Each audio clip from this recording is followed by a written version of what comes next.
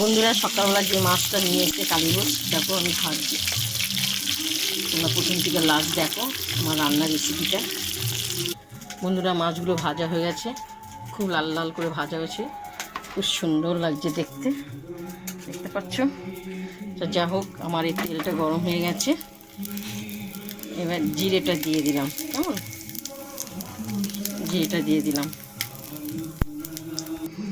এবার এসে আমি আলু কাটুয়ার ডাঁটাটা এই তেলের উপরে ছেড়ে দিলাম।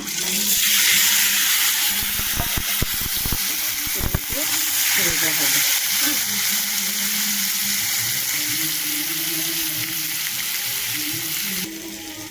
স্বাদ মতো নুন, কাঁচা লঙ্কা, আদা, জিরে বাটা, কাশ্মীর লঙ্কা আর হলুদ, এটা ঢেলে দেওয়া হলো। এটা ঢেলে দিয়ে যত কষাবে তত ভালো হবে। কেমন, কাটুয়া কচি কচি ডাঁটা দিয়ে ঝোল করব। আমার কষানো হয়ে গেছে, দেখতে পাচ্ছ। এরপর আমি জলটা ঢেলে দিলাম। কেমন,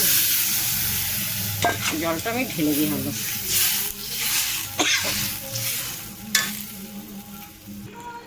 ঝোলটা ফুটে গেছে, এবার আমি মাছটা এক এক করে ছাড়বো।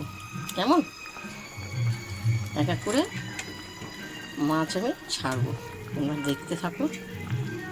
কচি কাটুয়ার ডাঁটা আলু দিয়ে মাছের ঝোল হবে। তরকারিটা পুরো ফুটে গেছে। এরপর দেখো আমি এই যে মশলা, জিরে, ধনে, তেজপাতা, শুকনো লঙ্কা ভাজা এখানে দিয়ে দেওয়া হবে। মানে খুব সুন্দর টেস্টিং হয়, সুগন্ধ বেরোয় তরকারির থেকে। কেমন, এটা দিয়ে দেওয়া হলো। দেখো তরকারিটা প্রত্যেকে রান্না করে, যার যার রান্না এক এক রকম। কেমন, এবার যারা আমাদের জানে তাদেরকে তো বলতেই হবে না, যারা জানে না তারা এইভাবে রেসিপিটা দেখে নিন। সাধারণ কালারটা হয়েছে বন্ধুরা, দেখেছো তো। কাটুয়া দিয়ে আলু দিয়ে মাছের ঝোলটা করেছি তোমাদের সকালে যে মাছটা দেখিয়েছি।